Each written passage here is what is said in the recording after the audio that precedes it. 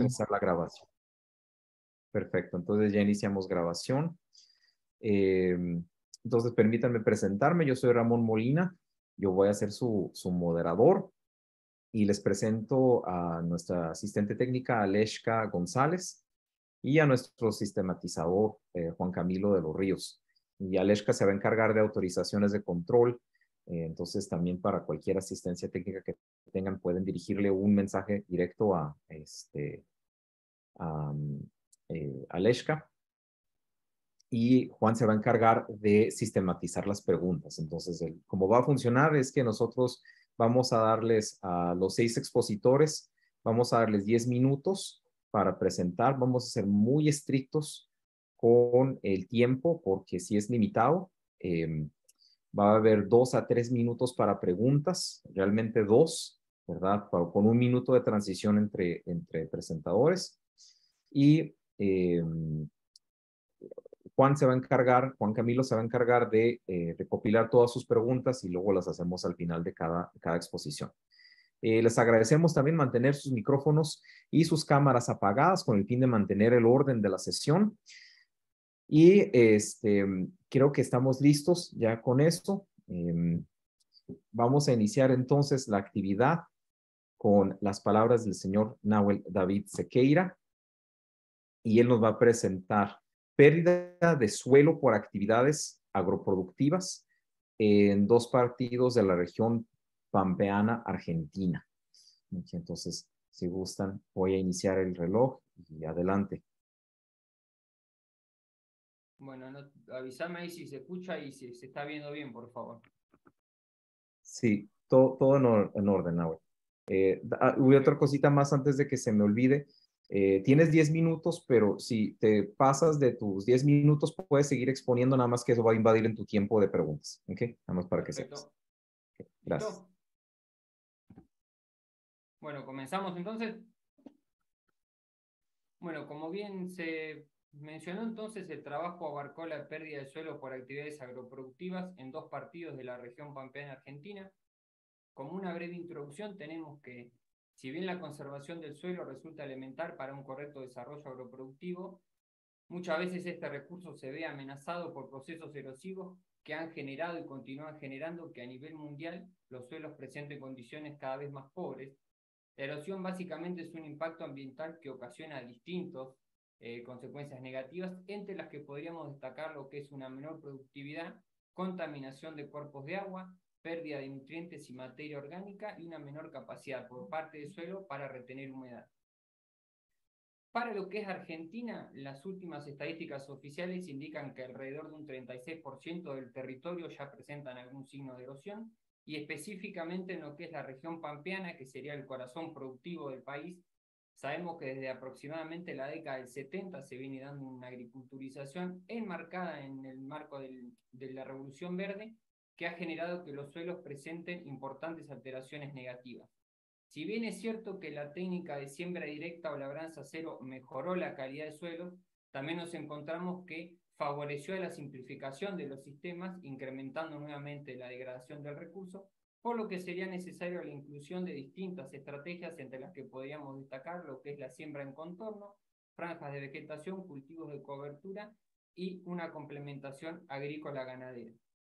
Por otra parte, en lo que es el contexto del trabajo, también es necesario destacar que tanto la erosión como las consecuencias no resultan homogéneas, sino que dependen principalmente de lo que sería el tipo de actividad agroproductiva que se desarrolle y las características propias de cada paisaje. Como hipótesis, entonces, se planteó que áreas con mayores pendientes resultarían más susceptibles a la pérdida de suelo, que considerando que la cobertura con cultivos anuales genera una mayor tasa de erosión, entonces las áreas predominantemente agrícolas serían más propensas a la pérdida de suelo, y que si tenemos en cuenta el notable proceso de agriculturización que se viene dando en la región, sería de esperarse que esta situación empeorara con el paso del tiempo.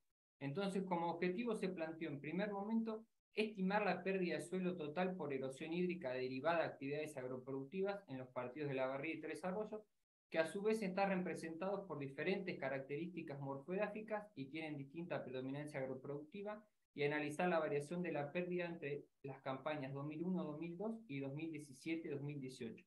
Y en segundo lugar, se buscó comparar la pérdida de suelo total obtenida en cada partido para las dos campañas.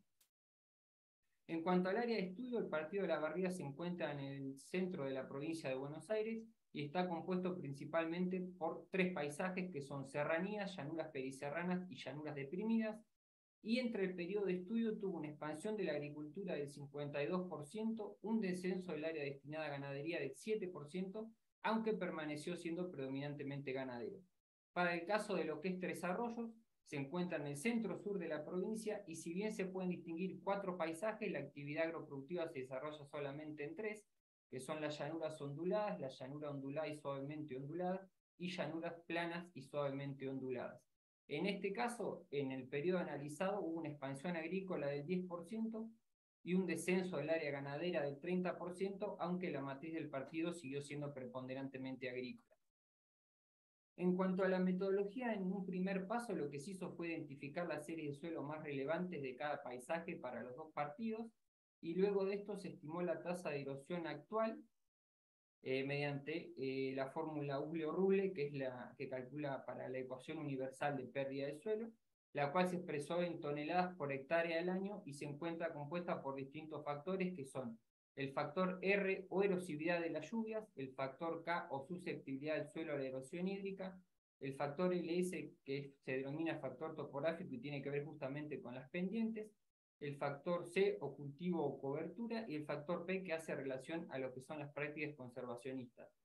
La información para poder calcular todos estos factores se obtuvo de distintas fuentes, básicamente lo que son informes técnicos, investigaciones antecedentes, entrevistas y sobre todo de la Carta de Suelos del Instituto Nacional de Tecnología Agropecuaria de Argentina para todo lo que tuvo que ver con las características edáficas. Luego de que se aplicó la ecuación, se obtuvo entonces un valor de tasa de erosión para la agricultura y otro para la ganadería en cada una de las series de suelos. Y hay que destacar que el valor para ganadería surgió de una tasa de erosión de ganadería forrajera que se realiza sobre cultivos que son verdeos de invierno y otra sobre ganadería que se hace sobre pastizal. Para poder alcanzar lo que fue la tasa de erosión de cada una de las actividades, entonces se calculó primero el valor promedio de cada paisaje y luego se realizó un promedio general ponderado por la proporción que ocupa cada uno de estos paisajes para cada partido. De esta manera pudimos establecer lo que es la pérdida de suelo por agricultura y por ganadería para ambos partidos, que se expresó en toneladas al año. En cuanto a lo que es la pérdida de suelo por agricultura, surge del producto entre la tasa de erosión agrícola y la superficie destinada a la agricultura, mientras que la pérdida de suelo ganadera surge a partir del producto justamente entre la tasa de erosión de la ganadería y la superficie destinada a la actividad. Por último, la pérdida de suelo total surge de la adhesión entre la pérdida de suelo por agricultura y por ganadería. Y en un último paso lo que se realizó fue una comparación entre los valores para ambos partidos, para lo cual se recalculó la pérdida de suelo total, pero utilizando una superficie hipotética de 100.000 hectáreas con el objetivo de poder establecer una comparación más directa entre los dos casos de estudio.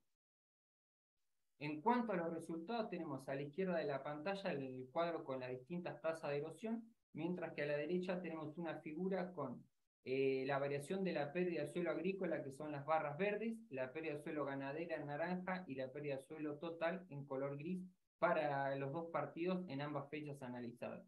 Para el caso de lo que es Olavarría, si bien la tasa de erosión ganadera fue menor que la agrícola, ya que el pastizal vendría actuando como una cobertura que disminuye el riesgo de erosión, se destaca que la pérdida de suelo ganadera resultó mayor en las dos campañas. Básicamente esto se debe a que el partido es predominantemente ganadero. A su vez, entre el periodo analizado, la pérdida de suelo agrícola creció en un 52%, la pérdida ganadera disminuyó un 7% y por último la pérdida de suelo total aumentó en un 4%. Para el caso de Tres Arroyos, la tasa de erosión agrícola nuevamente volvió a ser mayor que la ganadera, pero en este caso sí la pérdida de suelo agrícola resultó más elevada en las dos campañas y se explica principalmente porque Tres Arroyos es un partido con una marcada matriz agrícola donde más del 70% del área agroproductiva en las dos campañas se destinaba a esta actividad. Al analizar lo sucedido entonces entre el periodo de las dos campañas abordadas, la pérdida de suelo agrícola creció un 10% y la ganadera disminuyó en un 30%, mientras que la pérdida de suelo total aumentó en un 3%. Entonces, si tenemos esto en consideración, también podríamos decir que en el caso de los dos partidos, tanto el aumento de la pérdida de suelo agrícola como la disminución de la pérdida de suelo ganadera se dio directamente relacionada por el avance de la agricultura en detrimento de la superficie que se daba para ganadería. Y como consecuencia de esto también hubo un incremento de la pérdida de suelo total en los dos partidos, básicamente debido al rol que está ganando la agricultura, que es una actividad con una mayor tasa de erosión. Luego de establecer la comparación entre los dos partidos, tenemos que Olavarría presentó resultados de tasa de erosión agrícola y ganadera mayor que las de Tres Arroyos, y esto se explicó principalmente por el rol que tienen las pendientes en este partido.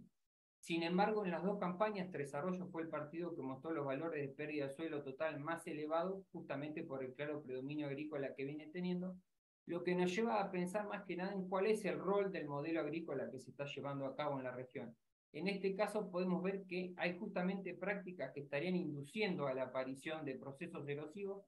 Tal sería el caso de la escasa adición de materia orgánica o fertilización, un exceso de laboreo de las tierras, suelos desnudos, falta de una integración agrícola-ganadera y muchas veces se siembra sin tener en cuenta las pendientes u otras características propias del terreno. Esto nos lleva entonces a pensar en estrategias que deberían lograr mejorar este escenario en relación a la agroecología. Tal sería el caso de cultivos en franjas y curvas de nivel, utilizar una labranza con menor impacto, dejar descansar el suelo, la aplicación de abonos orgánicos o verdes, entre otros casos. Y sin embargo, también hay que tener en cuenta que la implementación debería desarrollarse según las condiciones específicas de cada paisaje, no es que puedan ser llevadas a cabo todas en el mismo lugar. Por último, ya para ir cerrando y como conclusiones principales, tenemos que pudimos comprobar parcialmente lo que fue la hipótesis.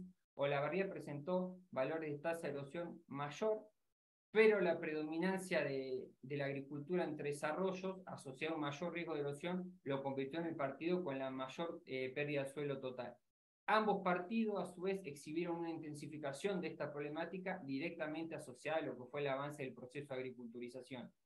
El trabajo nos sirvió como un primer diagnóstico acerca de algunas de las posibles consecuencias de la agriculturización sobre el suelo como recurso, planteando la necesidad de desarrollar estrategias basadas en la agroecología que mejoren las propiedades físicas del suelo, mantengan la cobertura vegetal y logren contemplar, por ejemplo, las pendientes de la zona. Y por último, consideramos de importancia seguir profundizando en estudios más detallados con el objetivo sí de poder proponer estrategias específicas para cada paisaje, con el objetivo de lograr que la actividad sea más sustentable.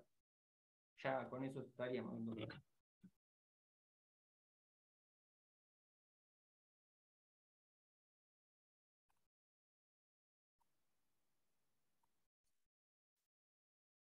Muchas gracias, Nahuel. Las preguntas, por favor. No he recibido ninguna.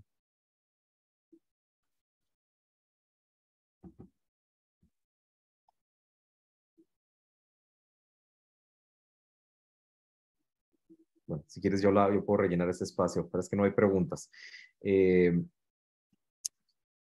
Nahuel, para la parte donde dijiste que se le atribuyó principalmente la menos erosión en la parte de pastizales, ¿podrías repetirlas rápidamente? Es que, digamos, es un poquito corto el tiempo, entonces cuesta.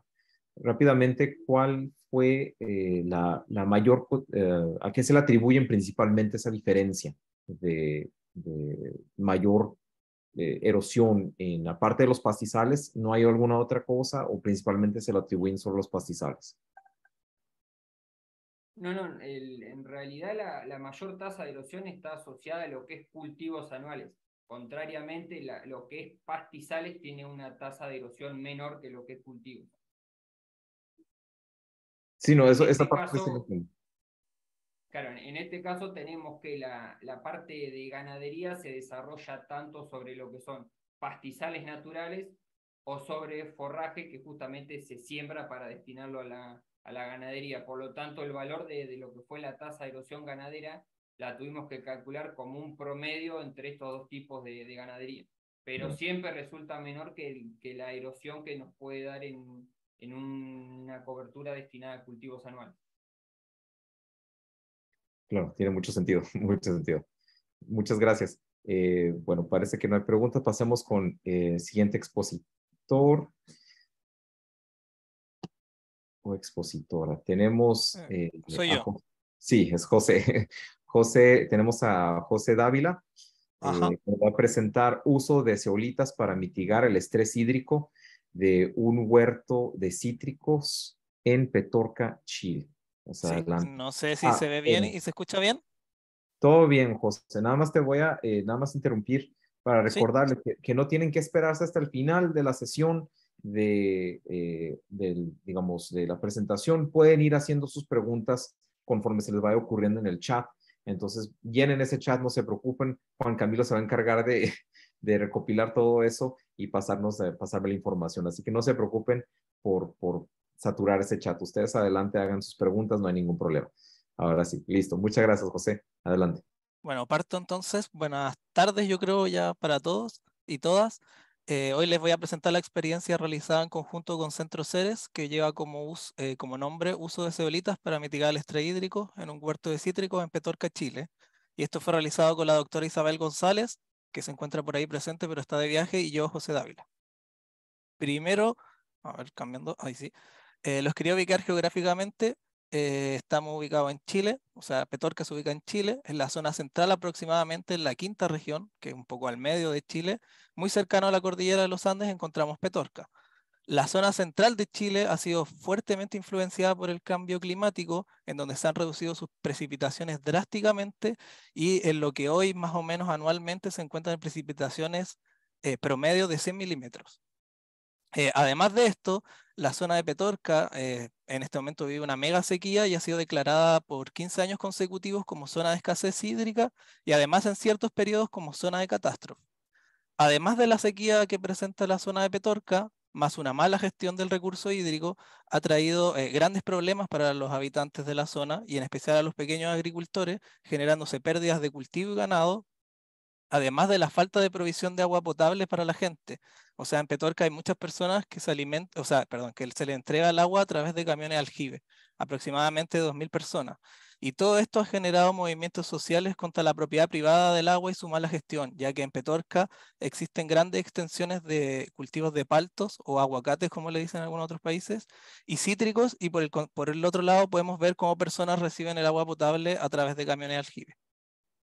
Un ejemplo de esta situación que les comento es la situación que vive el Liceo Técnico Cordillera, que es un liceo agrícola de la zona de Petorca, en donde podemos ver y nos acercamos a ello y pudiendo observar cómo sus cultivos se encontraban totalmente secos. Este es un sector de mandarinos, este es uno de cerezos y además en general, en verdad, el 90% de sus cultivos se encontraban secos, excepto los olivos, pero no tenían una producción muy rentable.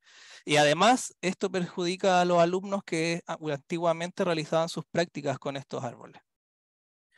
En este contexto quisimos analizar un poco los suelos que presentaban ellos y pudimos notar unas condiciones muy malas en los suelos debido a que, como pueden ver en las imágenes, hay suelos descubiertos en verano con una alta radiación, lo que genera una alta evaporación superficial, sumado a la escasez hídrica.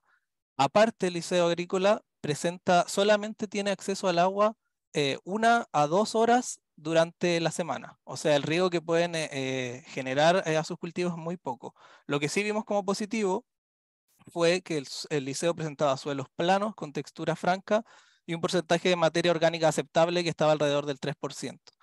Entonces pensamos en cómo podíamos aumentar la retención de agua en estos suelos y pensamos en los microporos, o sea, de qué forma natural podríamos construir microporos en estos suelos para aumentar la retención de agua aquí. La primera idea que tuvimos fue la materia orgánica, aumentando aún más la materia orgánica de estos suelos, ya que sabemos que la materia orgánica puede retener hasta un 20% de su agua en peso. Y la segunda fue a través de la zeolita, que es una roca volcánica, que su estructura deja microporos de diferentes diámetros que pueden absorber cationes y moléculas de agua. Además, en Chile existen yacimientos en la región del Maule de este mineral. Además, se venden diferentes granulometrías, donde la mejor evaluada para este caso era entre 0 a 1 milímetros, y la literatura indicaba que la zeolita puede retener hasta el 40% de su peso en agua. por lo que nos pareció muy interesante hacer un ensayo a campo con estas dos ideas. Realizamos un ensayo con Limoneros Génova y hicimos 3 tratamientos, uno de zeolita, uno de humus y un control, para ver cómo afectaban estas aplicaciones a la retención de agua en el suelo y además seguir como con analizar las plantas en sus variables de crecimiento y concentración de clorofila. Y, como dice acá, sometidos a déficit hídrico, que realmente solamente era aplicar el riego que ellos tenían en el momento que tuviesen agua. Y esto fue por un periodo de 5 meses desde el trasplante. Para hacer estos tratamientos, el tratamiento de zeolita consistió en dosis de 7 kilogramos por árbol de zeolita, la cual fue mezclada con tierra, y de humus 4 kilogramos por árbol. Y lo llamamos como un pseudo experimento, ya que las réplicas no estaban como dispuestas al azar. Medimos la variable o la retención de humedad de agua en el suelo a través de los tensiómetros, y también quincenalmente medimos variables fisiológicas para saber cómo se encontraban las plantas, como es la clorofila en las hojas, las alturas y el diámetro. Como es un liceo agrícola, y les comenté que hace muchas clases, tuvimos la suerte de que nos acompañaran en esta experiencia los alumnos de cuarto medio, quienes medían cada una de las variables con nosotros los mismos días de forma paralela, para que después ellos a final de esta experiencia pudiesen analizarla y entender un poco y graficar y analizar los resultados para ver cómo había funcionado el experimento. Los resultados que tuvimos son en cuanto a la retención de agua en el suelo. Tanto zeolita y humus presentaron un 41% más de retención de agua que el tratamiento de control, que no tenía nada. Así que en este caso se vio favorecido con estos dos tratamientos. La altura de las plantas también presentó un 15%, fue un 15% mayor tanto para humus como para zeolita, en donde pudimos ver grandes diferencias en el tiempo, pero no tanto en el mismo tiempo para los mismos tratamientos. El diámetro de las plantas no tuvo una diferencia significativa, ya que el diámetro en verdad es de crecimiento muy lento, y además los instrumentos que usamos son muy imprecisos, ya que usamos pie de metro. Entonces no podíamos ver realmente cuánto iba avanzando en este sentido. Y por último, medimos la clorofila, que también presentó un 16% de mayor contenido de clorofila, tanto para el tratamiento de humus y zeolita. Y lo que esperábamos era que con el tiempo el contenido de clorofila se fuese estabilizando, pero como pueden ver acá tuvimos unos bajones bastante grandes debido a problemas que hubieron con heladas, lo cual estresaron mucho a las plantas, y esto se ve directamente relacionado al contenido de clorofila que presentaron. Por último, mientras realizamos toda esta experiencia, integramos muchos manejos agroecológicos con los alumnos, como fue la integración de coberturas vegetales, la que en este momento, estas fotos del día lunes, las estaban cortando para integrarla al suelo y además aportarla al ganado que tienen en el liceo. Además hicimos reconocimientos de insectos benéficos y pudimos estudiar la condición biológica en la que se encontraba el suelo en esos momentos. Y por último, presentándole las conclusiones, tanto humus como zeolita demostraron una alta capacidad de aumentar la retención de agua en suelo, un 41% más que el control, y además mejoraron el desarrollo y estatus de las plantas entre un 16% para el crecimiento en altura y clorofila. Tanto el humus como zeolita, además de retener agua, mejoran la capacidad de intercambio catiónico en el suelo, lo que también ha podido influenciar sobre el desempeño de estos tratamientos. También comprobamos ya el potencial de estos roles mejoradores de suelo en la mitigación de los efectos del estrés hídrico en frutales con zonas que sufren escasez hídricas, y además pensamos que el humus, a diferencia de la zeolita, podría disminuir su eficacia a futuro, ya que ciertas fracciones húmicas se pueden mineralizar en el lapso de un año, por lo que creemos que hay que hacer un seguimiento más largo para revisar estas variables. Y esa es la presentación, Ramón.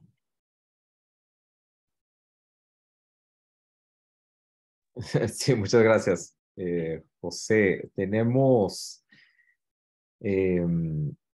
una pregunta muy básica que quieren saber a qué le llaman humus. Bueno, lo que nosotros usamos como humus fue un humus que vendían como comercial, en este caso. O sea, como lo compramos así, no te sabría decir bien, porque la parte más teórica la hizo Isabel y ella no puede presentar ahora. Entonces, pero era de humus de lombriz, o sea, era el resultado de la descomposición del trabajo de las lombrices, que los vendían en paquetes acá directo al mercado. Entiendo. Vamos a ver, tenemos otra pregunta. Dice, dadas las condiciones tropicales de Colombia, no consigo ni siquiera pensar cómo puede existir agricultura con una precipitación de 100 milímetros por año. ¿Esto es realmente posible sin sistemas de riego?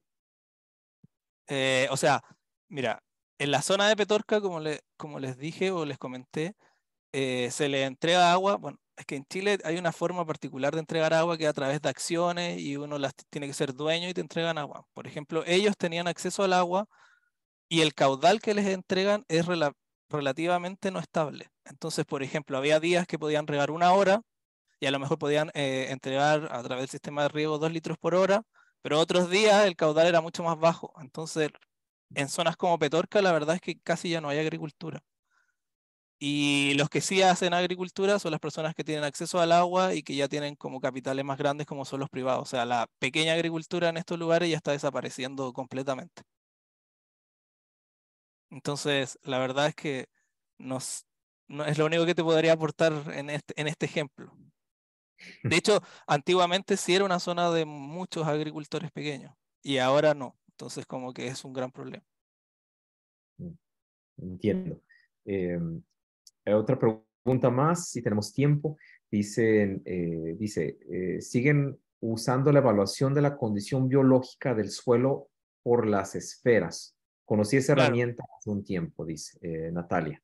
sí, la seguimos usando ya que fue también esta herramienta fue desarrollada en nuestro centro, entonces siempre la usamos a los inicios de cualquier experimento para tener una idea y por en este caso eran alumnos, poder enseñarles una forma de ver qué tan vivo está el suelo al inicio y como aparte agregamos estos manejos agroecológicos, poder ver cuál fue el desarrollo al final, ya que no requiere análisis químicos ni muestra de laboratorio, sino que simplemente algo como en el lugar y en el momento. Entonces sí, lo seguimos usando.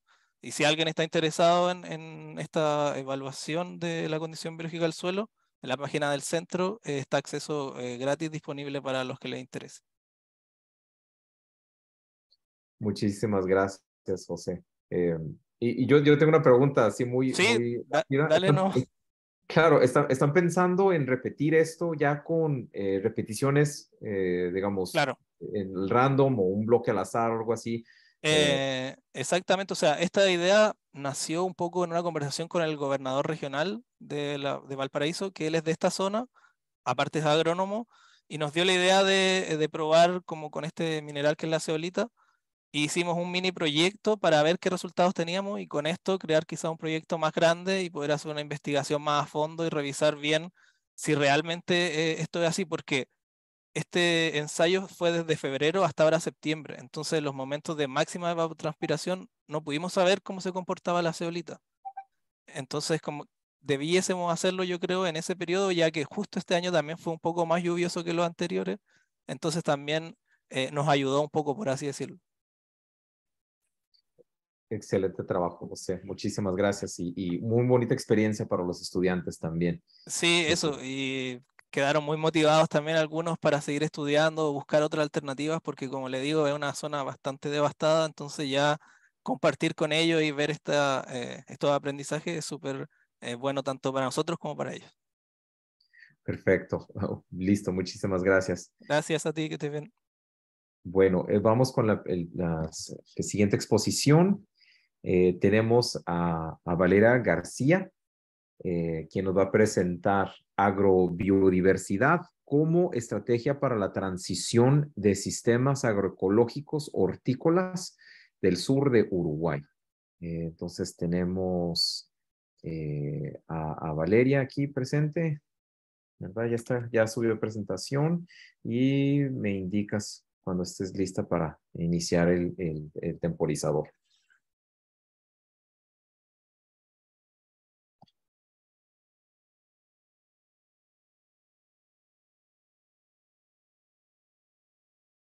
Ay, no podía desmutear el...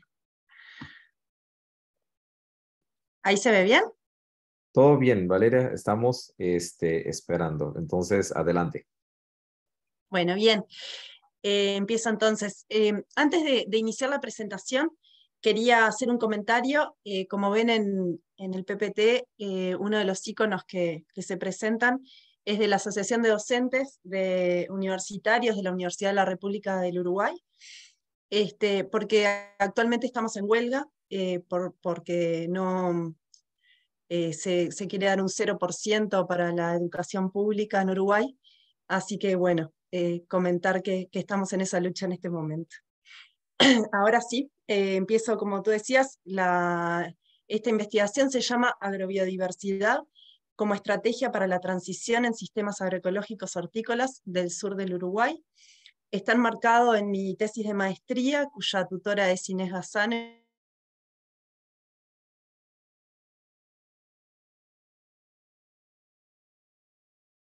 De que en Uruguay, al igual que en el resto del mundo, se viene dando una disminución progresiva en el número de productores familiares, y en horticultura, en los últimos censos que se hicieron en el país, el último fue el año 2011, el área se redujo en un 55% de productores hortícolas, y el número de explotaciones hortícolas se redujo en la mitad, también en un 50%. Esto además teniendo en cuenta que el 84% de los productores hortícolas son familiares. En paralelo a esta situación, los datos que hay sobre los números de predios agroecológicos certificados en el país, se viene dando un aumento, lo cual resultó llamativo esta contraposición que hay entre la disminución de productores familiares hortícolas en el país y el aumento de productores agroecológicos. Es un aumento de un 210%. Entonces, la hipótesis que orientó a realizar esta investigación es que el paradigma agroecológico es clave para alcanzar un movimiento emancipatorio y para la permanencia de la producción familiar. Acá pongo un icono de la Red de Agroecología del Uruguay que dice que la agroecología no es una alternativa, sino una necesidad. Entonces, en esta investigación se planteó estudiar esto desde la dimensión ecológica y técnica productiva, y específicamente lo que es el manejo de la agrobiodiversidad a nivel predial. Entonces, la hipótesis es que el manejo de la agrobiodiversidad promueve sinergismos que proveen funciones vinculadas con los principios agroecológicos que van a generar efectos positivos en la estabilidad, la resiliencia y la autonomía a nivel predial. Entonces, como objetivo, nos propusimos analizar la agrobiodiversidad predial en 10 sistemas de producción de base hortícola. Digo de base hortícola porque al ser sistemas agroecológicos tienen horticultura, pero también tienen otros rubros, ¿no? Como ser fruticultura, producción de plantas medicinales, producción animal.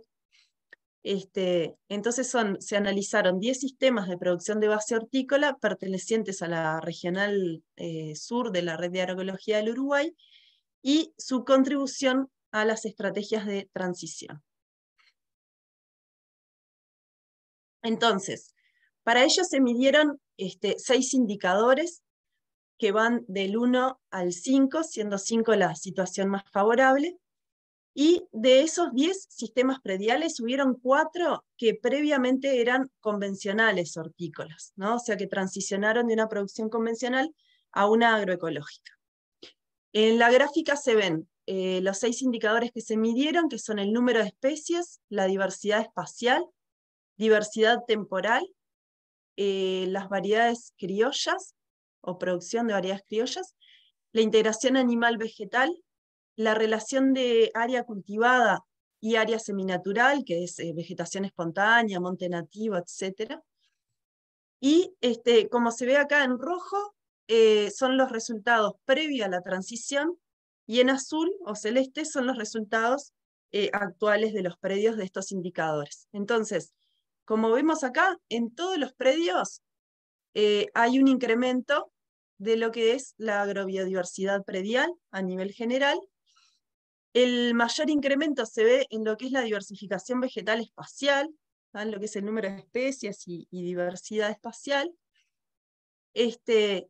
Y se ve que en los predios A y C hay un mayor crecimiento de los indicadores.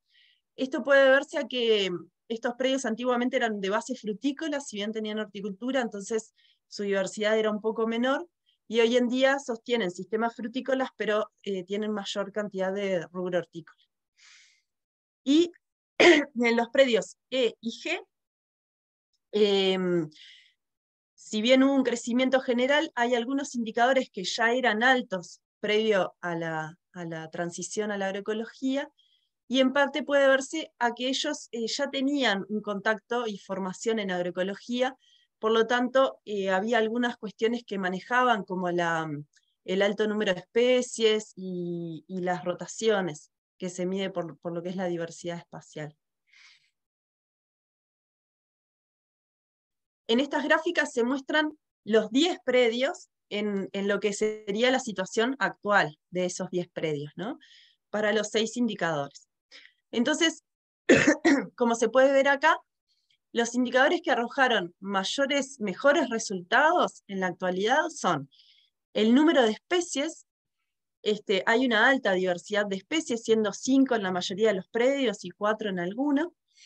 Se manejan un promedio de 20 especies por predio, hortícolas. También dio alta lo que es la diversidad espacial, ya que todos manejan policultivos, asociaciones de cultivos. También hay una buena diversidad temporal, que si el valor no es 5 en muchos predios, porque lo que tienen es dificultad para el registro de esa diversidad temporal y poder de esa forma proyectar las rotaciones. Pero sí todos contemplan que tienen que rotar los cultivos, y sobre todo algunos cultivos se usan de cabecera, como la papa, donde no repiten ese cultivo durante 6 periodos, o sea, durante 3 años. Otro indicador que dio un buen resultado es la diversidad espacial cultivada y seminatural. En todos los predios se dejan bordes con vegetación espontánea, se tratan de dejar zonas con monte nativo, y no cultivar todo el predio, ¿no? Ir rotando y dejar zonas en barbecho también, o con abonos verdes. Por otro lado, los indicadores que dieron resultados como a mejorar son, existe una disparidad respecto a lo que es la producción y conservación de especies en el predio, de variedades criollas, y hay algunos predios que sí logran reproducir semillas y conservar variedades criollas dentro de su predio, pero otros tienen dificultad para hacerlo porque culturalmente les es difícil como dejar especies para reproducir, seleccionar y demás, y terminan comprando en el mercado convencional.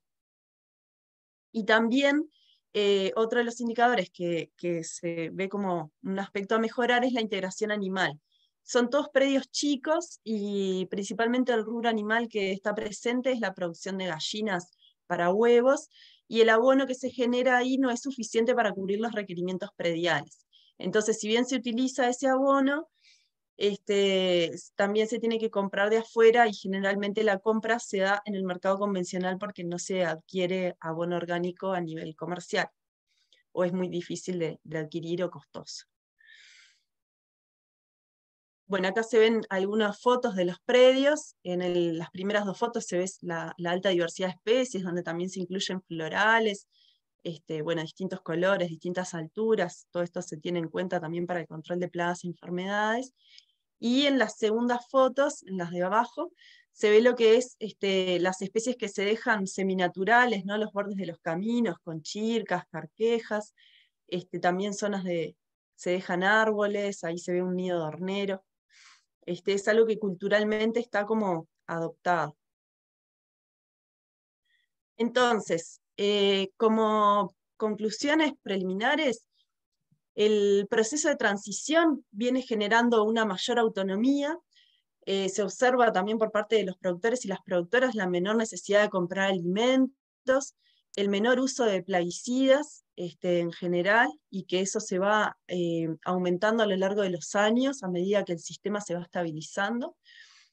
Si bien es un aspecto a mejorar, se comienza a producir abonos, a hacer biofertilizantes, también se producen semillas o plantines, o en muchos casos también se intercambian entre productores y productoras las semillas para mantener variedades criollas.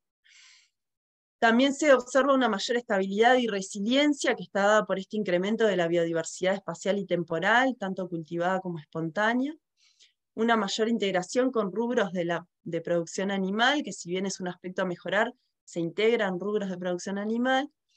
Y esta mayor estabilidad y resiliencia también se visualiza frente a factores adversos, ya sea climáticos o económicos, ¿no? Frente a una helada o un tornado, esta diversidad los productores y las productoras manifiestan que les ha dado mayor estabilidad, y también frente a variaciones de precios o cuestiones económicas de país, ellos no han sido tan perjudicados. Como las principales limitantes, como decías, la producción de abono insuficiente para abastecer al sistema y escasa producción de semillas y plantines en algunos predios, lo cual lleva a la necesidad de comprar estos insumos en el mercado convencional. Otros aspectos que se destacan en estas entrevistas y en este trabajo es que todos visualizan una mayor tranquilidad frente a otros tipos de trabajo y estilos de vida, sale mucho como la agroecología como estilo de vida, que el trabajo los gratifica, dado que es creativo, dinámico, eso también mucho comparado con la producción convencional, como que ahora es más creativo, más dinámico y promueve vínculos saludables entre pares, que el aumento de la complejidad predial se puede manejar sin inconvenientes, hay un alto vínculo entre productores y productoras que se caracteriza por la solidaridad y el compañerismo, se valora también un vínculo estrecho con los consumidores y consumidoras, y un aspecto que se destacó es que la mayor salud, ¿no? Para quien produce, para la familia, ¿no? Sobre todo se hablaba mucho de los niños y las niñas que juegan en el campo, que agarran un tomate y no hay que estar pensando si se curó o no se curó, y también para los consumidores y consumidoras. Bueno, hasta acá la presentación. Muchas gracias. Listo, muchas gracias, Valeria. Sí, vamos a tomar rápidamente dos preguntas. De Natalia, dice, gracias, Valeria, una duda, la relación área cultivada sobre natural se valora a la inversa. ¿Cuánto menor sería mejor o cómo se considera? Ahí va. En realidad, se hace una comparación respecto a lo que antiguamente en la producción convencional se producía todo el predio, entonces no dejaba espacio para descansar el suelo, o también espacios donde haya reservorio también de enemigos naturales y demás. Y entonces lo que se mide es, bueno, qué porcentaje, si ahora se deja un porcentaje de área natural como para eso, ¿no? Para reservorio de aves, de vegetación natural, de animales naturales, y también corredores biológicos, eso que se deja en los bordes de los caminos, todo eso se mide dentro de lo que es que se deje. Y no es... no se genera como un tope así bueno, mientras menos se produzca es mejor la superficie, pero sí que se deje una superficie para esas, que se dejen espacios para la vegetación natural, digamos, para no sobreproducir, digamos, la tierra y sobreexigirla, y también para que la diversidad a nivel predial no sea tan baja. Listo, muchísimas gracias, Valeria. Bueno, yo creo que en interés del tiempo hay una pregunta más, pero voy a dejar que Carmen te haga la pregunta por chat directamente, si podrías quizás responderle por chat para que continuemos con la siguiente presentación. Entonces, Bien, bárbaro. Voy a dejar de compartir. Gracias, Valeria. Vámonos con la siguiente presentación, que es de Nayeli Matus Angulo, que va a hablar de evaluación de la sustentabilidad de huertos urbanos en el municipio de Puebla, México. Entonces, adelante, Nayeli, ya compartiendo. Buenas tardes a todos. Sí, todo. Buenas tardes. Sí, Bueno. muchas gracias. A ver. ¿Sí lo pueden ver sin problema? Todo en orden. Voy a cerrar un poco mi cámara porque luego se traba cuando tenemos la cámara puesta. Entonces, para que no haya problemas de que se trabe, mejor la voy a cerrar tantito. De acuerdo. Adelante, Nayeli. Ok, muy buenas tardes. Pues ya, aquí está. Les voy a presentar este tema titulado Evaluación de la sustentabilidad de huertos urbanos del municipio de Puebla, Puebla, México, que es producto de una tesis de maestría de la Benemérita Universidad Autónoma de Puebla.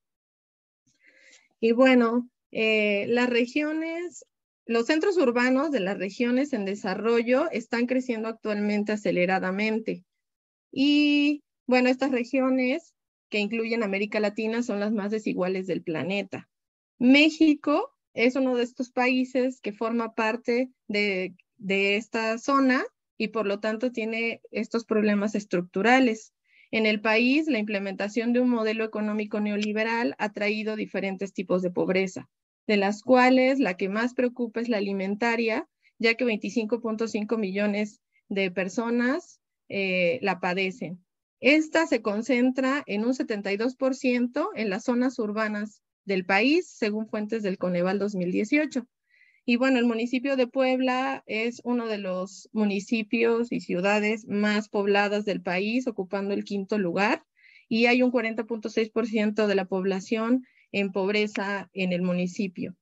Estas ciudades enormes pues tienen una gran demanda de alimentos que provienen generalmente de grandes supermercados que se dedican a la comercialización y a la distribución de alimentos que provienen de la agricultura convencional o industrializada, que es altamente contaminante y que además tiene que viajar cientos de kilómetros para llegar a su destino final.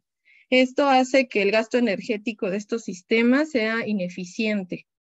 Aunado a esto, el COVID-19 pues acrecentó toda esta problemática y bueno, desde hace décadas organismos internacionales como la FAO han apuntado que la agricultura urbana puede ser un recurso importante para el combate de la inseguridad alimentaria a nivel mundial.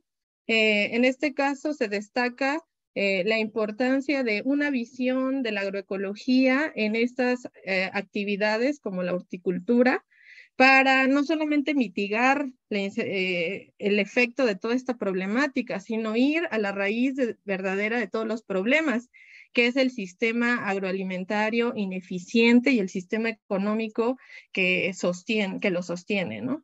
Entonces, la agroecología nos aporta esta visión tendiente a la remodelación de estos agroecosistemas y de todo el sistema agroalimentario hacia la sostenibilidad social, económica y ambiental principalmente. En este trabajo se caracterizó y se evaluó la sustentabilidad de los huertos urbanos del municipio de Puebla, partiendo de la premisa que los huertos urbanos que siguen principios agroecológicos son los más sustentables que aquellos que siguen prácticas de la agricultura convencional, por lo cual abonarán al desarrollo local sostenible del municipio de Puebla.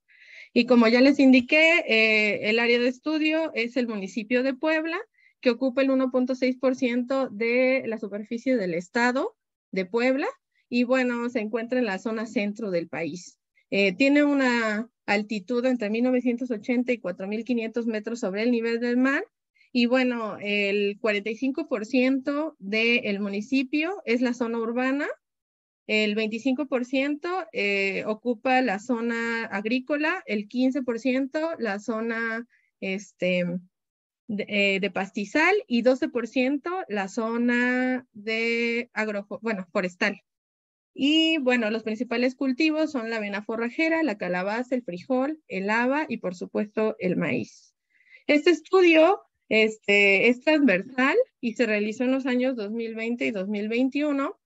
Y bueno, para caracterizar los huertos urbanos del municipio de Puebla, primero se tenía que conocer cuáles eran, ¿no? Entonces se hizo una revisión bibliográfica, una búsqueda en los grupos de huertos urbanos, en redes sociales y también en páginas de internet. A partir de ahí, pues, fuimos a campo, aplicamos una entrevista mixta semiestructurada y también aplicamos la observación participante. Para la evaluación de la sustentabilidad, también se ocupó la entrevista mixta semiestructurada con un método de muestreo de bola de nieve en el cual cada participante nos refirió a otro y así fuimos aumentando los huertos del municipio. Y bueno, se utilizó el marco MESMI. Bueno, a partir de estos 6 pasos que nos dice Astier 2008 y Macera 2000 que se tienen que realizar. El primer paso es la determinación del objeto de estudio. En este caso sería el subsistema huerto urbano y se tiene que ver cuál es el tipo de manejo de referencia y los tipos alternativos. En el segundo paso se determinaron las fortalezas y debilidades y entonces vamos a ver los puntos críticos de la sustentabilidad de estos huertos para después, en base a ellos, seleccionar los indicadores estratégicos, que sería el paso 3. El paso 4 sería ya la medición y el monitoreo de estos indicadores para pasar a la presentación e integración de resultados y al final las conclusiones y recomendaciones. Aquí les pongo un diagrama del huerto urbano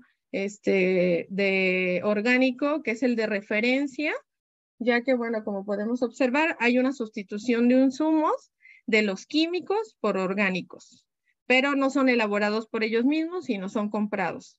Entonces, ese es el huerto de referencia porque la mayoría de los huerteros tienen este tipo de manejo. Y bueno, aquí les presento los indicadores relacionados con el manejo y los criterios de medición. Podemos observar que son 7 y son los más importantes para esta investigación. Se midieron 14 indicadores que se construyeron bajo los principios de sustentabilidad, que son pues la productividad, la autogestión, la resiliencia, la confiabilidad, y con base a eso, la parte más importante de este trabajo serían los criterios de medición y los indicadores del manejo, que son estos 7, en donde se hizo una escala de 0 a 100%, empezando por el 0, 25%, 50, 75, y bueno, el más sustentable, entonces sería el 100%. El criterio que se utilizó para estas mediciones, pues son toda la información que se tiene de Sarandon 2006, de Altieri Nicholson 2012, que ellos ponen cuáles son los principios agroecológicos y las prácticas que fomentan esos principios agroecológicos, y entonces están aquí todas ellas, ¿no? Las más cercanas a esas prácticas tienen un 100% y las menos, pues el 0%, ¿no? En este caso, el índice de agrobiodiversidad de los cultivos se midió la agrobiodiversidad espacial, que es pues si hay monocultivo o hay policultivo. La temporal, que se refiere a si hay rotaciones y si se deja descansar el suelo entre cultivo, y la riqueza específica pues se refiere a la cantidad de especies en el huerto. Se hicieron entonces la medición de estos indicadores y los otros. Ay. Bueno, ¿me escuchan? Ay, se trabó. Bueno, les presento esta tabla en donde podemos observar los 18 huertos de estudio, los numeramos y aquí están las categorías según gestión y el objetivo principal del huerto. Y bueno, después de que se evaluaron estos 14 indicadores, se hizo una categorización para la presentación de los resultados. Se encontraron entonces que el huerto orgánico de referencia se midió de acuerdo a esta tabla al menos 4 de 7 indicadores que tuvieran una calificación del 50%, y pues salieron 14 huertos. Los huertos alternativos sería el transicional al convencional, categorizado cuando al menos 4 de 7 indicadores obtuvieron una calificación del 0% al 25% y solamente hay un huerto. Y el transicional al agroecológico, en al menos 4 de 7 indicadores, están con una calificación del 75% o 100% y solo hay 3 huertos. Posteriormente se hizo se buscaron un promedio de cada uno de estos para poder graficarse. Y bueno, también encontraron un total de 143 especies cultivadas en estos huertos y el 72% de los huerteros dedica su producción exclusivamente al autoconsumo. Y de ahí solo se refirió que hay un porcentaje, señala un 20 al 50% de ventas nada más. Y bueno, observamos aquí como verde la máxima sostenibilidad, amarillo el transicional al agroecológico, que aquí se puede observar que es el más sustentable, pues al ser más cercano a los óptimos. El sistema alternativo convencional que se puede observar en la línea azul se encuentra en niveles intermedios. Entonces podemos a través de esto aceptar que los que siguen principios agroecológicos son los más sustentables. Sin embargo, bueno, cada huerto tiene sus propias características. En algunos casos, si se dan cuenta, los indicadores son compartidos por ambos, tanto el transicional al agroecológico como el orgánico de referencia. Y bueno, también podemos observar que el transicional al convencional tiene una relación costo-beneficio muy alta. Sin embargo, en todos los demás indicadores, tanto los de manejo como los sociales, pues hay una reducción de esos indicadores, diciéndonos que hay una insostenibilidad en el ámbito ambiental y social. Y bueno, hay estudios como el de Guzmán 2020 que refieren que otros huertos como los de la Ciudad de México han buscado estrategias para optimizar el recurso hídrico, que es uno de los puntos críticos de la sustentabilidad de estos huertos. Y también han destacado el papel de las ecotecnologías para llevar a cabo una mejor gestión del recurso. Guzmán reporta 8 técnicas innovadoras que pues se consideran ecológicas. En este caso se reportan 4 para el municipio de Puebla, indicando también una falta de gestión del recurso. Y se puede observar ahí en el indicador tipo de sistema de riego y también, bueno, esto quiere decir que se requiere mucho más aplicar pues tecnologías para la captación de agua de lluvia, que es muy importante para la implementación de huertos urbanos. Entonces, bueno, concluimos que el indicador mejor evaluado en todos los huertos es el grado de satisfacción, indicando que los huerteros realizan la actividad por vocación. Y bueno, tienen diferentes motivaciones, como son la apropiación del espacio público, el realizar el huerto para poder aprender de él y tienen una visión ambiental de que el estar en contacto con la tierra les permite tener un cuidado del medio ambiente y también para comer más saludable. Aporta muchos nutrientes el tener disponible las hortalizas, etcétera. Y bueno, los huertos urbanos con visión agroecológica deberían ser implementados como política de Estado, claro, tomando en cuenta que primero se deben de implementar tecnologías para la captación de agua de lluvia, que es un recurso pues indispensable para ello, y además deberían de ser apoyados con dinero público por todas las aportaciones que los huertos urbanos tienen para el desarrollo local sostenible del municipio.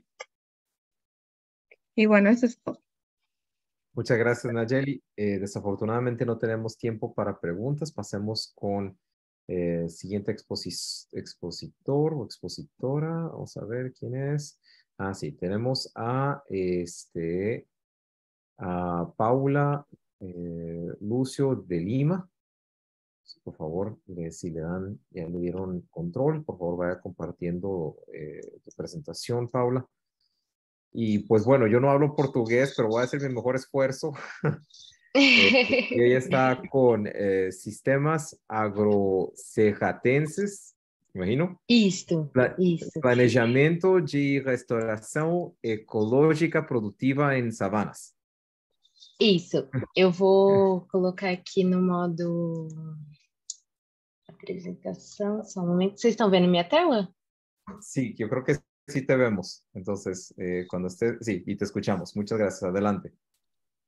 Então tá, eu irei falar assim com mais tranquilidade para ficar suave, né, a compreensão, mas essa experiência, este relato, ele trata um pouco sobre um sistema, né, de restauração ecológica em ambientes savânicos.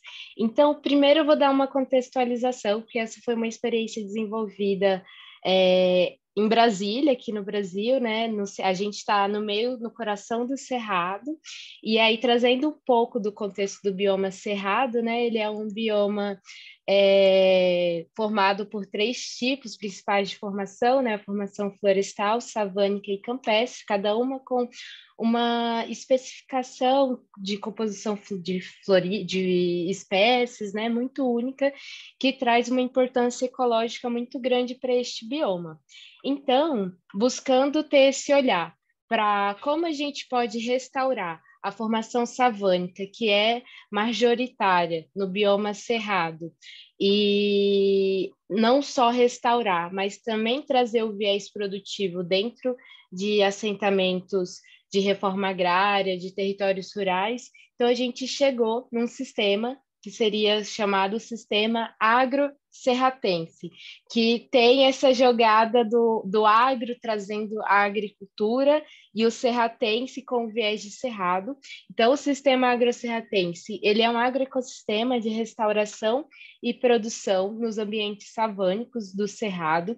Ele tem, assim, como base o protagonismo, então mais da metade do sistema vai ser composto por espécies nativas do cerrado, e ele é construído juntamente com as famílias agricultoras dos territórios de reforma agrária. Então, ele tem aí como sua base, né, sempre na ecologia dos saberes, as partilhas entre o meio acadêmico, os saberes que cada uma das famílias carregam sobre a biodiversidade do cerrado em prol da restauração.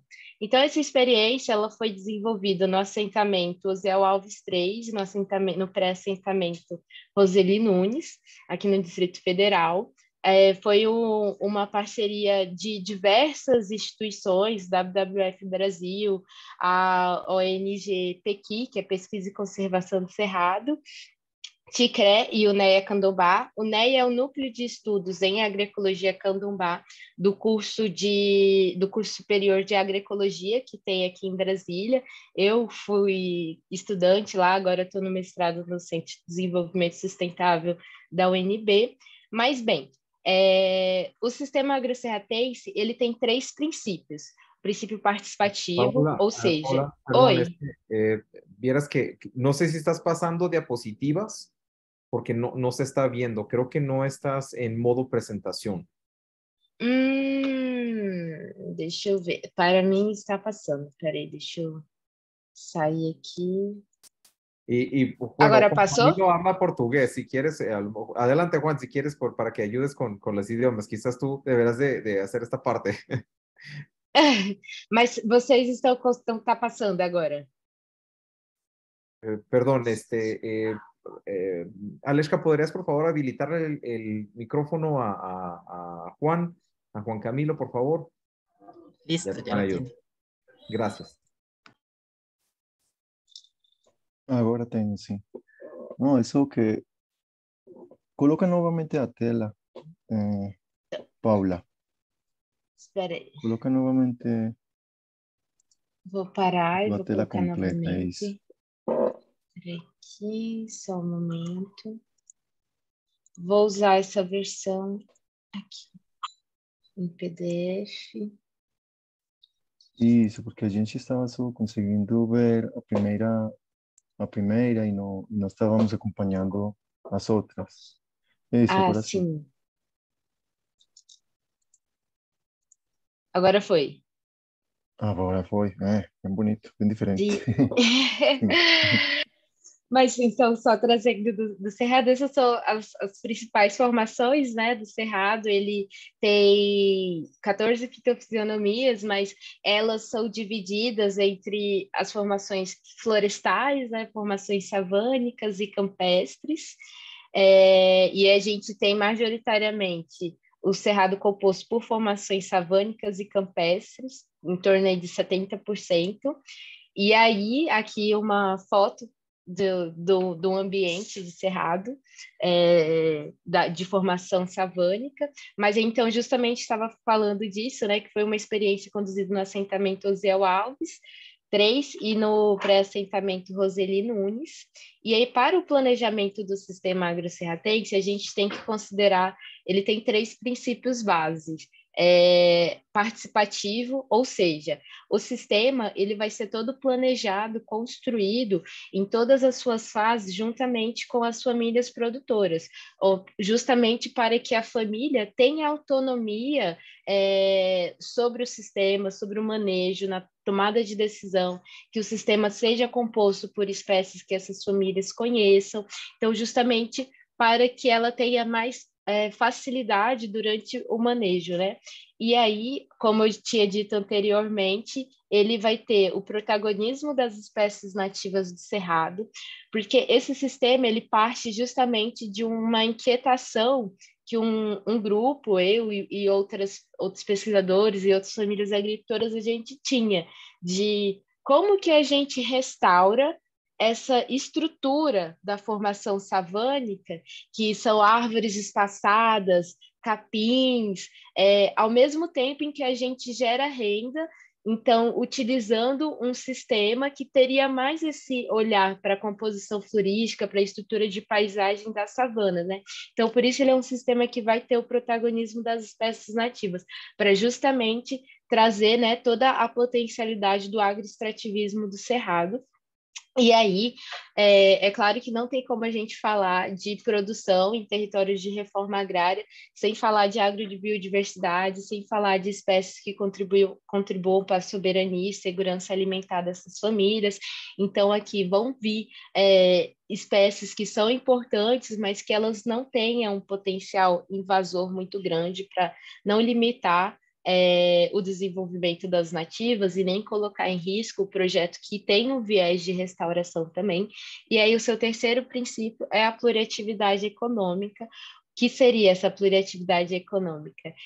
Considerar as diversas formas de retorno de renda, né, que a família agricultora vai ter a partir do sistema. Então, aqui no Brasil, a gente está tendo muito forte o movimento de comercialização de sementes nativas para os projetos de restauração. Então, o sistema agrocerratense, ele também tem essa potencialidade muito grande, mas também de produção de alimentos, produção de fitoterápicos com plantas medicinais do Cerrado. E aí, esses são os 3 princípios básicos de planejamento do sistema.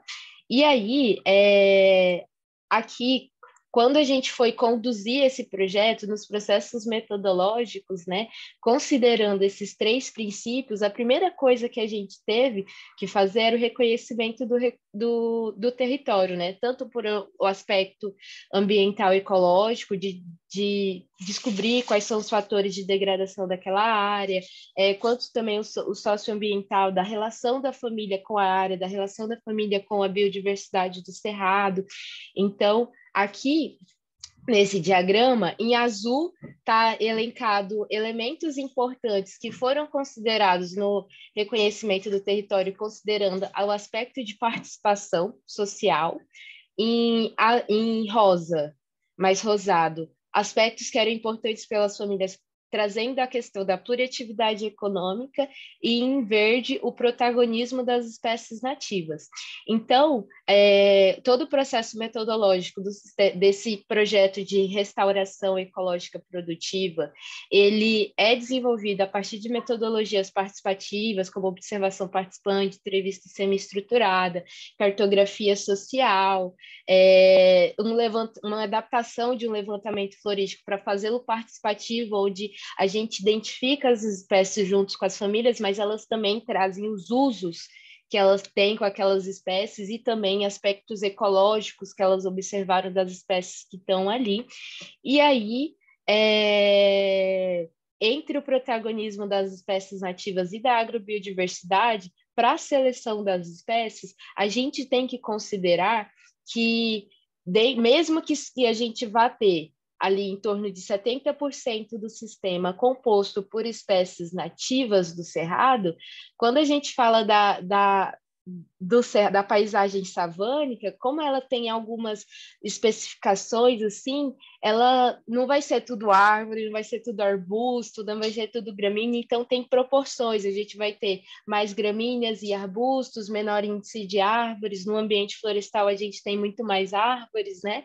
Então, na seleção das espécies, junto com as famílias agricultoras, a gente teve que considerar essa diversidade das formas de vida das espécies, quais eram os serviços ecossistêmicos que a gente gostaria que aquela área estivesse promovendo ali, que ela já promoveu um dia, que se era infiltração de água no solo, ou atração de fauna, atração de polinizadores, qual que é a composição florística daquela área que a gente está ali, quais espécies são mais importantes, mais comuns, e aí, dentro das espécies que não são nativas, nesse percentual de 30%, que vai ser composto por espécies não nativas do Cerrado, a gente teve uma preferência, junto com as famílias, em considerar as punks, né, as plantas alimentícias não convencionais, por serem espécies mais rústicas, mais adaptadas às características de solo do Cerrado, que é um solo com mais alumínio, é um solo mais ácido, então não é todo tipo de hortaliça ou de espécie agrícola que vai se dar bem ali, então a gente teve que optar e conhecer espécies mais rústicas para que ela conseguisse se desenvolver sem que a gente tivesse que adubar, porque se a gente adubar, também as espécies do Cerrado mesmo não vão se desenvolver, né?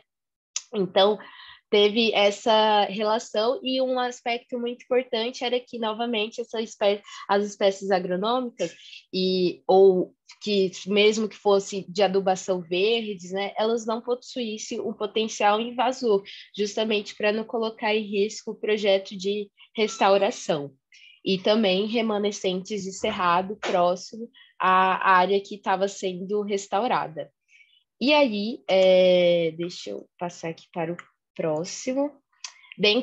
No aspecto da cartografia social que a gente foi construindo junto com as famílias, há um fator importante é que esse trabalho foi conduzido em 2021, né, ano passado, então a gente estava na pandemia, então tentamos ter aí os cuidados necessários com a nossa vida, com as famílias, e aí era justamente para entender qual que era a percepção que a família tinha com relação à área, qual era a leitura da paisagem, onde que era o caminho da água, por onde a água passava, onde acumulava, onde eram tinha indivíduos remanescentes de espécies nativas do Cerrado. Então, justamente para a gente conseguir entender o que aconteceu ali, o que a gente tinha, como que a gente poderia traçar o projeto, tanto de restauração, mas também de produção, identificar possíveis erosões,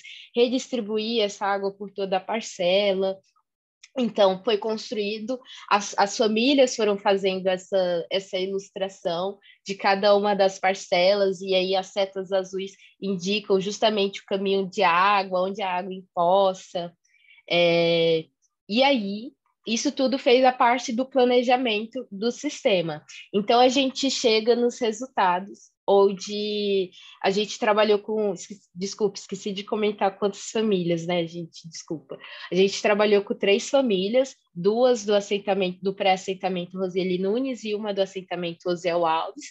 As 3 famílias, elas possuíam forte relação com a biodiversidade do Cerrado, ou seja, antes mesmo delas se tornarem adultas e passarem a usar as plantas do Cerrado para fins medicinais e tudo mais, os seus pais, as suas mães, avós, elas já usavam essas espécies. Então, foi um conhecimento que foi se passando de geração para geração, de qual espécie era boa para tal doença, de qual espécie era boa para fazer um doce, uma bebida. Então, as famílias possuíam uma forte relação com a biodiversidade do Cerrado.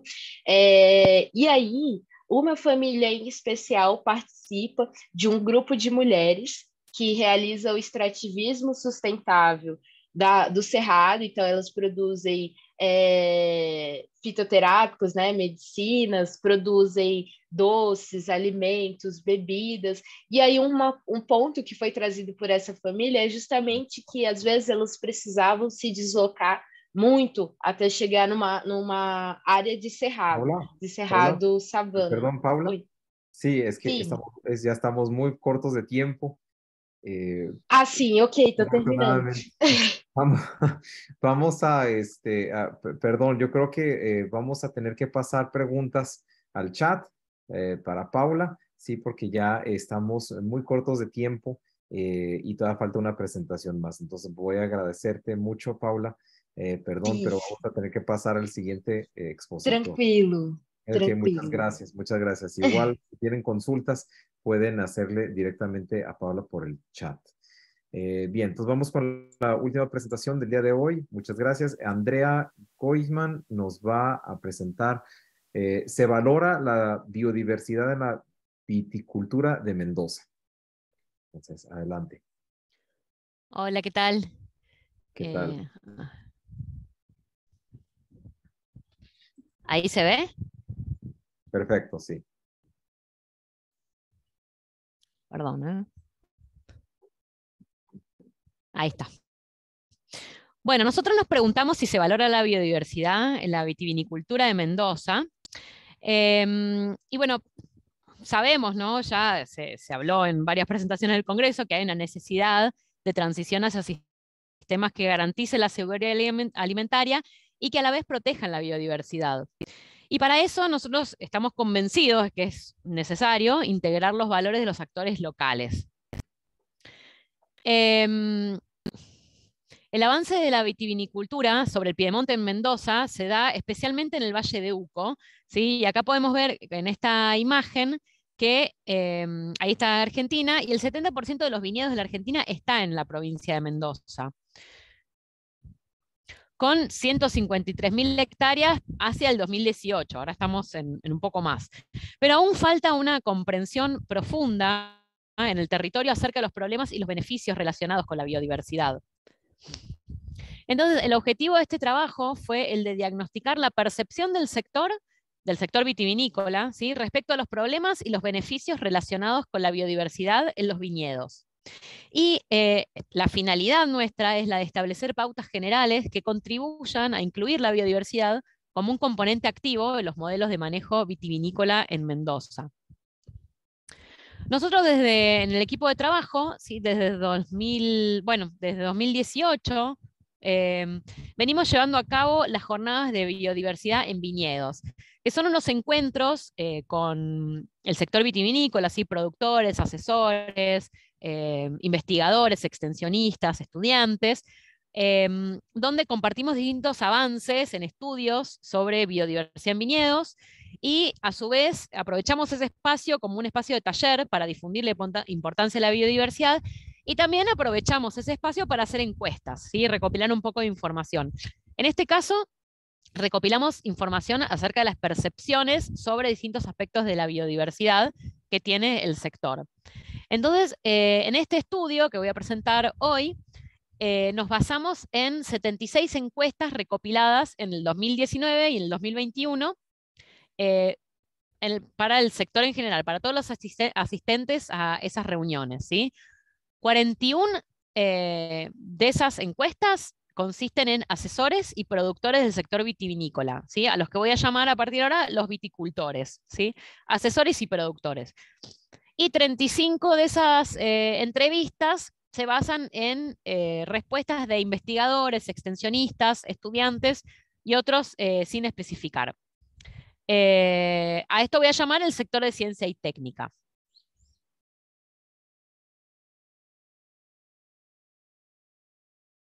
Entonces, algunas de las preguntas en las que me voy a basar en este estudio son, en primer lugar, les preguntamos, ¿cuáles son los 3 problemas principales en la producción de vid en su zona? ¿Sí? Para percibir un poco los problemas generales que tienen del sector, que perciben en el sector. Otros, ¿qué beneficios cree que puede obtener de la biodiversidad y la vitivinicultura? ¿Sí? Tratando de captar un poco lo que perciben acerca de los beneficios de la biodiversidad. Y por otro lado, la última pregunta es, ¿qué problemas identifica en relación con la biodiversidad en la vitivinicultura? ¿Sí? Para captar un poco las percepciones acerca de los problemas que podría generar la biodiversidad en la vitivinicultura. Voy a presentar primero los resultados generales de todos los encuestados de las 76 entrevistas, y lo que utilicé fue un programa que se llama Iramutec, que es un programa para analizar lenguaje, ¿sí? Para analizar respuestas de entrevistas, de encuestas. Entonces, lo que podemos ver acá es que las respuestas en general, estas son las palabras que más se mencionan, ¿sí? El tamaño de la palabra representa cuántas veces es mencionada. Entonces, las palabras que están más grandes son las que más son mencionadas. Y lo que se ve es una clara separación de las palabras en los 3 temas diferentes, ¿sí? Entre las 3 preguntas que hicimos. Entonces, por ejemplo, en el medio se ve las palabras que están significativamente asociadas a los problemas del sector. Después, en azul, podemos ver las palabras que están más significativamente asociadas a los problemas que se perciben de la biodiversidad, y en rojo, de este lado, las palabras que más se asocian a los beneficios de la biodiversidad. Y para ver un poquito, entender un poquito mejor esto, lo que mostramos acá es una red, ¿sí? Que parece un lío de cosas. De hecho, es un lío de cosas, y acá lo voy a presentar un poco rápido, pero bueno, cuesta un poco ver un poco las relaciones, ¿no? Entre palabras. Lo que representa esto es el tamaño de las palabras, es cuántas veces es mencionada esa palabra en el total de las entrevistas. Después, el grosor de las líneas que conectan las palabras es cuántas veces son mencionadas en conjunto esas palabras, ¿sí? Entonces, lo que vemos acá es una red de concurrencia que nos ayuda a entender un poquito más de qué se tratan las respuestas, ¿no? Por ejemplo, tomando las palabras que vimos en la diapositiva anterior, lo que podemos ver es que los problemas del sector están muy asociados a, por ejemplo, las hormigas, a la baja rentabilidad, al costo de producción, a la mano de obra, a las malezas y a los precios altos de la cosecha, ¿no? A los precios altos de la uva. Después acá podemos ver los problemas que se perciben de la biodiversidad están asociados a la competencia de las especies con el cultivo, a la biodiversidad y al conocimiento, ¿sí? Al desconocimiento que hay sobre la biodiversidad. Y por último, los beneficios percibidos tienen que ver principalmente con el suelo, ¿sí? Acá podemos ver el suelo como central y bien en grande, se ha mencionado muchas veces, y que del suelo, la erosión, o sea, la mejora de la erosión, la fertilidad, la compactación, los nutrientes, la estructura, pero también podemos ver el control de plagas, los enemigos naturales, y una mejora en el paisaje, también podemos ver como otros beneficios percibidos de la biodiversidad. Después acá voy a presentar los resultados de los viticultores, ¿sí? Que serían los productores vitivinícolas y los asesores. Acá podemos ver de nuevo que las palabras se agrupan, ¿sí? En las 3 preguntas: los problemas del sector, los problemas percibidos de la biodiversidad y los problemas percibidos, los beneficios percibidos de la biodiversidad. Para entender un poquito más esto, vamos a la red de concurrencia. Y acá podemos ver que los problemas del sector se repiten bastante, ¿no? Con los problemas que se perciben en general, pero tiene que ver con la rentabilidad, con la falta de conocimiento, con las hormigas, con las heladas también, bueno, el manejo y el costo de mano de obra y la producción. Y después podemos ver los problemas percibidos de la biodiversidad tienen que ver con la disponibilidad de agua, o sea, con la competencia que podría generarse por la disponibilidad de agua y con, sí, con el cultivo, ¿sí? Con las distintas especies. Y los beneficios percibidos de la biodiversidad tienen que ver de nuevo, principalmente con el suelo, ¿sí? Con la retención de agua, con la mejora de la estructura del suelo, los nutrientes, con la fertilidad, y también aparecen los enemigos naturales. Y acá aparece también el costo de producción percibido como un beneficio de la biodiversidad, ¿sí? Y para ordenar un poquito lo que estuve mostrando hasta ahora,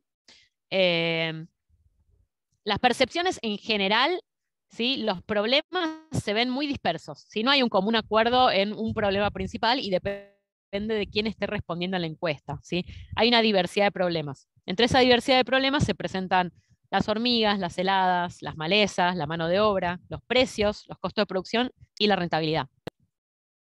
Los problemas percibidos respecto a la biodiversidad se concentran en general en el desconocimiento de las especies vegetales, ¿sí? Esto en las respuestas del sector en general, y en la posible competencia por el agua de la vegetación. Estas derivan de las encuestas a viticultores y al sector en general. Después hay una gran cantidad de beneficios percibidos por la biodiversidad, ¿sí? Principalmente en contribuciones al suelo, ¿sí? A la fertilidad, a la estructura, a la erosión, y en el control natural de plagas por parte de los enemigos naturales. Y, perdón que se me tapa la diapositiva. Los viticultores también perciben aportes de la biodiversidad en la disminución en el costo de manejo, lo cual es muy positivo para nosotros, ¿no? Ver que además de percibir aportes de la biodiversidad, en general al suelo o al manejo, también se perciben aportes en la disminución del costo de manejo. Lo que podemos concluir, así a rasgos generales, es que las contribuciones aportadas por la naturaleza se asocian mucho más con beneficios que con problemas de la biodiversidad. ¿Sí? Nosotros pudimos observar muchísimos más beneficios que problemas que los viticultores o que el sector en general perciben. Y bueno, esto es todo por ahora. Muchas gracias. Muchas gracias a ti, Andrea. Bien, y tenemos casi 2 minutos para preguntas. Por si alguien quiere hacer alguna consulta o pregunta. Mucho gusto.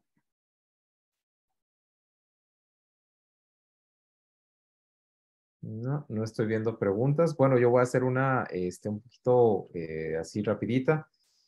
Andrea, digamos, veo que, perdón, Jelly sí tiene una pregunta.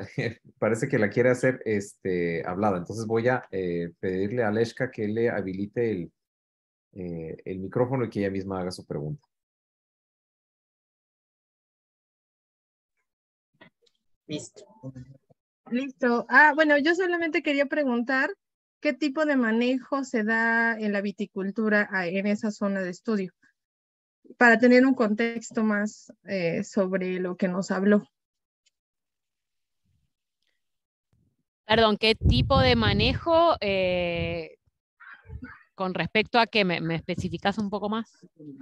Claro, si es monocultivo, qué tipo de asociaciones hay, si es agroecológica, si es convencional, si les incorporan agroquímicos, etcétera, etcétera. O sea, ¿qué tipo de manejo tiene? En realidad hay una diversidad de manejos en la zona, ¿sí? Hay algunos que hacen cultivos orgánicos, otros que hacen producciones más intensificadas y otros más agroecológicos. Hay una tendencia en la zona a ir hacia lo orgánico, pero todavía hay resistencia un poco a dejar vegetación espontánea en los interfilares de los cultivos. ¿sí? En realidad nosotros en esta encuesta no diferenciamos entre qué tipos de manejo están haciendo, sino que son los asistentes a las jornadas de biodiversidad. Lo que sí hicimos fue empezar desde el 2020 las preguntas, incorporamos otras preguntas para poder entender un poco más cómo se asocian sus respuestas a distintos factores, por ejemplo, qué tipo de producción hacen, más, no sé, más agroecológica o no, qué tamaño de producción tienen, bueno, hicimos un poco más esas, indagamos un poco más sobre otras variables, pero bueno, no tenemos todavía suficientes datos como para analizar cómo se asocian las respuestas a eso. La verdad que en la zona hay un poco de todo, sí, hay productores grandes y hay pequeños productores. El cultivo de vid, bueno, es un cultivo perenne y bueno, tienen vid y está la vid por muchísimos años, digamos. Pero bueno, hay una diversidad de manejos en la zona. Pero bueno, hay una percepción un poco más de valorar un poco más la naturaleza. Muchas gracias. No, de nada. Bien, muy bien. Con eso, pues ya concluimos con todas las presentaciones.